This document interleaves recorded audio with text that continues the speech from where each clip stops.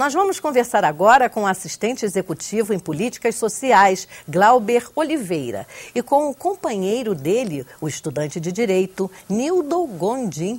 Há 6 meses, eles assumiram um relacionamento afetivo sério e já pensam até em morar juntos e formar uma família. Estou aqui hoje com o meu companheiro e não tem nada de extraordinário nisso. Isso daqui não é um circo. É uma união afetiva, onde a gente acorda, toma café da manhã, vai passear com o cachorro, onde a gente se ajuda, onde a gente fala sobre o trabalho no final do dia. É uma relação muito normal, natural. A gente comete erros como a maioria das pessoas cometem, a gente tem acertos como as pessoas têm acertos, a gente vai ao supermercado, a gente está mal-humorado, triste, feliz, enfim, a gente tem uma vida absolutamente normal. Ainda que na nossa condição homossexual a gente fez essa escolha de não ser...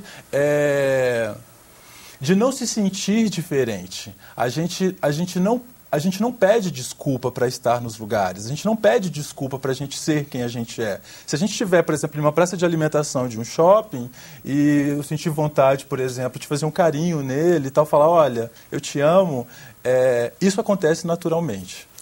E vocês, nesse momento, vocês sentem que as pessoas olham de alguma forma atravessado, ou ficam rindo, ou comentam, ou você se sente extremamente à vontade, Nildo? Nós nos sentimos à vontade, né? Exatamente porque nós tratamos da nossa homossexualidade de uma forma natural. Então, isso implica que a gente haja com naturalidade na frente das outras pessoas. Agora, pessoas têm reações diferentes, então algumas pessoas também têm uma reação absolutamente natural, e isso é a maior parte dos casos, mas sempre tem alguma pessoa que se sente incomodada, né? E aí é um problema que a gente já abstrai, porque já não é nosso, já não nos pertence, né? Então a gente continua agindo com naturalidade, sem ser um comportamento agressivo, provocativo, né? Jamais o nosso comportamento adquire um aspecto de provocação. A gente tem visto, né, muito insistentemente aí nos jornais, na mídia de uma maneira geral, agressões, reações, né, às pessoas que têm uma outra preferência sexual. Como é que vocês veem essa divulgação hoje por parte da mídia? Porque as agressões e a intolerância sempre existiram, né? Só que elas não eram tão evidenciadas, né, pelos veículos de comunicação. O que vocês atribuem essa abertura da informação? Eu tenho 29 anos. Se eu fizer uma regressão de 10 anos e observar o Brasil de 10 anos atrás com o de hoje, é um Brasil diferente em vários aspectos. A própria movimentação da comunidade LGBT é uma movimentação hoje diferente.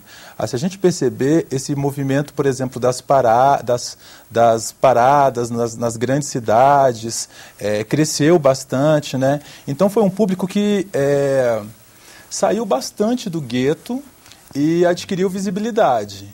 E uma vez tendo saído do armário, tendo saído do gueto, não se volta para o gueto, não se volta para o armário. As pessoas estão na rua.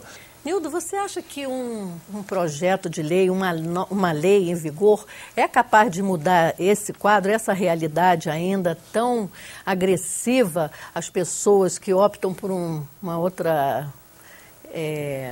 tem uma outra escolha sexual? Eu acho muito importante. Eu acho que o Estado tem que contribuir com a sociedade para que ela evolua, né? E evolua para o bem. Então, acho que o Estado tem essa função, sim, de amparar os seus cidadãos para que eles possam ter uma vida plena, uma vida digna, né? Então, se o cidadão cumpre uma etapa na vida de formação e depois vai trabalhar, ele está, de alguma maneira, contribuindo para a sociedade. Isso não pode ser descartado, a contribuição, ele não pode ser visto como um mal dentro da sociedade, apenas por ser diferente. Ele tem que ser visto como uma diferença que soma, né? que acrescenta para a sociedade. Então a gente quer contribuir. Nós gays não queremos fazer uma sociedade à parte, né? A parte com características próprias, com estilo de vida próprio, totalmente diferenciado. Em alguns aspectos somos diferenciados, isso é natural. Mas o que a gente busca, acima de tudo, é uma vida normal. A garantia dos direitos humanos e da cidadania. Exatamente. É muito importante desfazer esse preconceito de que a gente busca uma atitude de perversão diante da sociedade, de querer, como foi citado um exemplo, que é super legal, né? 2 homens entrar numa igreja, sendo um deles vestido de mulher. Isso é absolutamente inconcebível, né? Não é isso que se busca, não é isso que se discute, né? Discute-se, sim, a busca de direitos, né? Direitos, inclusive, civis. Eu penso, assim, que é um combinado de coisas, né? Não é só um projeto que vai abarcar todas as necessidades de inclusão da comunidade LGBT, assim. Mas enquanto uma primeira proposta, eu vejo com muito bons olhos o projeto. Eu gosto, inclusive, da discussão. Eu quero ouvir quem é contrário a ele, quais são os argumentos que essa pessoa tem para tal posicionamento. Tá certo. Eu agradeço muito a presença de vocês no programa Inclusão e vamos torcer para que as leis aconteçam e que não se tornem letras mortas, né? Obrigada. Com certeza. Imagina. Muito obrigado. A gente agradece. Obrigada. Ainda não existe no país uma legislação que regulamente a união estável de pessoas do mesmo sexo. Entretanto, alguns casais têm conseguido registrar em cartório a união homoafetiva. Este procedimento ainda não garante os mesmos direitos do casamento civil, concebido entre um homem e uma mulher. Aos poucos, casais homoafetivos vêm obtendo conquistas. Em Brasília, uma servidora pública conseguiu estender o benefício do seu plano de saúde para a companheira. Desde 2010, que a Agência Nacional de Saúde reconhece o direito dos casais do mesmo sexo incluírem seu companheiro no plano de assistência médica. Meu nome é Mariana Miranda Tavares, eu tenho 32 anos.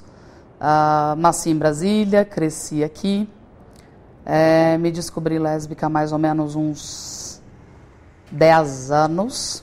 Mariana é servidora pública federal concursada. É uma das grandes conquistas de uma pessoa homossexual ou bissexual, porque garante muita segurança e muita estabilidade, que é muito difícil para a pessoa LGBT.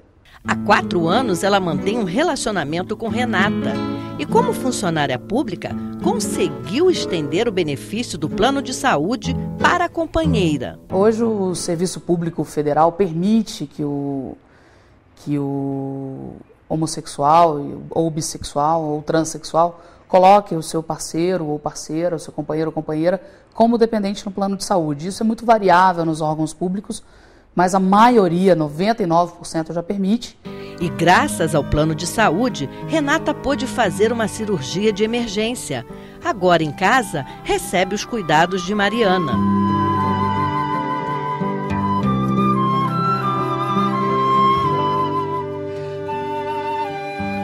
Recentemente, Mariana e Renata conseguiram oficializar a união estável em cartório.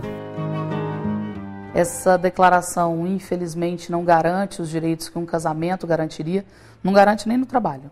Apesar de eu ter ido lá no cartório, assinado, casado, eu não tive o direito a 8 dias de licença, como se um casal heterossexual tivesse ido fazer a mesma coisa. O documento expedido pelo cartório apenas legaliza a união afetiva constituída entre pessoas do mesmo sexo, mas não garante nenhum direito dos que são concedidos no casamento civil entre um homem e uma mulher. Um cidadão heterossexual tem mais direitos do que um cidadão homossexual. E um cidadão homossexual tem os mesmos deveres de um cidadão heterossexual. É uma desigualdade, é um desrespeito. Mariana considera perverso o sistema que exclui, torna invisível, nega direitos e condena as uniões homoafetivas. Para exemplificar essa questão dos direitos que nos são cortados, né, a gente, por exemplo, Se hoje eu venho a morrer, a minha companheira tem que entrar numa ação judicial para ter o direito a uma pensão, que ela tem esse direito por natureza, né? Nenhuma lei permite hoje a adoção por casais homossexuais. O que se recorre sempre é a Constituição Federal. A Constituição, no seu artigo 5º, diz que nenhuma pessoa pode ser discriminada por conta de nenhuma razão, e a orientação sexual é um desses elementos. Então, normalmente os casais entram na justiça ou recorrem ao artigo 5º para solicitar o direito à adoção conjunta, né?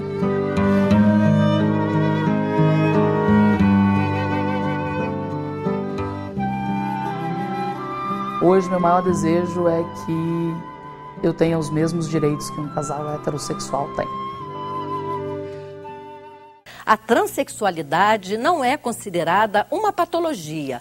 Hoje, a medicina identifica essa característica como uma singularidade humana. A identidade sexual do indivíduo não corresponde aos seus atributos físicos de nascimento.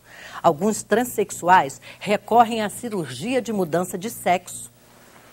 Segundo dados do Ministério da Saúde, são realizadas em torno de 30 cirurgias por ano na rede pública de saúde. As exigências para o procedimento cirúrgico são rigorosas. Depende principalmente do laudo de uma equipe médica que ateste o diagnóstico de transexual. Alguns pacientes desistem de operar no meio do caminho. O crachá usado no ambiente de trabalho indica o nome, o cargo e exibe a foto de uma mulher, como qualquer outra. Mas, na verdade, a analista ambiental Sandra Michele é uma mulher transexual. Eu tenho, inclusive, os laudos, né, por profissionais da área psique, me acompanharam durante anos, né, e assim, meu diagnóstico, transexual, mulher transexual. Eu me sinto uma mulher transexual, né? Mesmo contando com um laudo de especialistas que confirmaram sua orientação sexual, Sandra não conseguiu oficializar em cartório a nova identidade. Tive que fazer a inscrição com outro nome lá, porque não tem o nome alterado, né?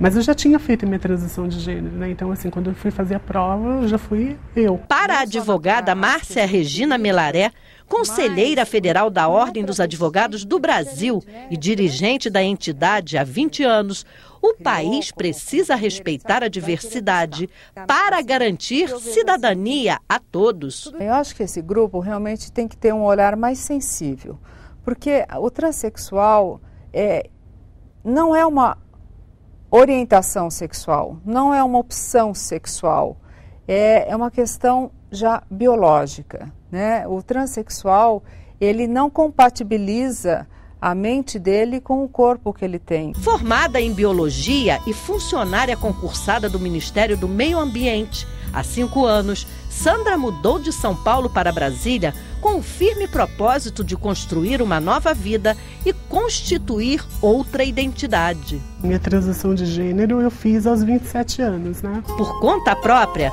Sandra fez uso de medicamentos à base de hormônio para garantir uma imagem mais feminina. E você operou, Sandra? Não sou cirurgiada. Esse é um tema importante, inclusive, da gente estar trabalhando, porque o que acontece é desconstruindo um pouco os imaginários que têm sido propagados socialmente, né? Porque, na verdade, existe um discurso de medicamentalização dos corpos, né? Foi construído durante muito tempo essa ideia dentro do discurso da medicina de que você tem que adequar o corpo, de que é uma mulher presa num corpo masculino, né? E tudo mais, né? Mas isso é um discurso da medicina, né? Das ciências médicas. Se você vai para a antropologia ou para a sociologia, né? As discussões, as reflexões, né? A maneira como é compreendida a realidade das pessoas trans passa por outras questões que não necessariamente esse enfoque na medicalização dos corpos, né? A bióloga pensou até em fazer cirurgia para adequar o corpo à nova identidade de gênero, mas acabou desistindo. Logo que eu vim para Brasília, eu participei do processo transexualizador, né, dentro do Hospital Universitário de Brasília, né? Eu tive acompanhamento, tenho os laudos, tenho tudo isso, né? Todo o protocolo lá que o Conselho Federal de Medicina solicita, né? Eu tive indicação para cirurgia, a cirurgia ia ser realizada em Goiânia, né? E aí, assim, faltando uma semana para a cirurgia, eu surtei, assim. Você se sente uma mulher feliz, Sim, completa? Não feliz, assim, acho que ninguém consegue ser feliz. Você, quando passa na rua, você sente que as pessoas te olham como mulher ou tem algum ponto de interrogação? Então, essa é uma pergunta muito importante, né? Porque o que acontece... a percepção das pessoas não é a mesma, é engraçado isso, né? Então, assim, eu diria que, assim, na grande maioria dos casos, as pessoas não percebem. Para a Sandra, a maior dificuldade é conviver com a intolerância. Na verdade, todas as formas de preconceito, quer seja a homofobia, né, o preconceito contra os homossexuais, a transfobia, preconceito contra as pessoas transexuais, ou mesmo as outras formas de preconceito, até mesmo o preconceito contra os animais, né, o especismo, né, que a gente chama, né? Isso tudo é construído socialmente, ninguém nasce tendo preconceito, né? Na verdade, você vai se moldando dentro de uma cultura que te dá os parâmetros do que é certo, do que é errado, de como proceder em relação às coisas, né? No ambiente de trabalho, ela já foi inserida. Felipe, como é que é trabalhar ao lado de uma transexual? Eu acho que é normal, assim, não é porque ela é transexual que vai mudar alguma coisa, é ser humano, sei lá, tipo, não faz diferença nenhuma.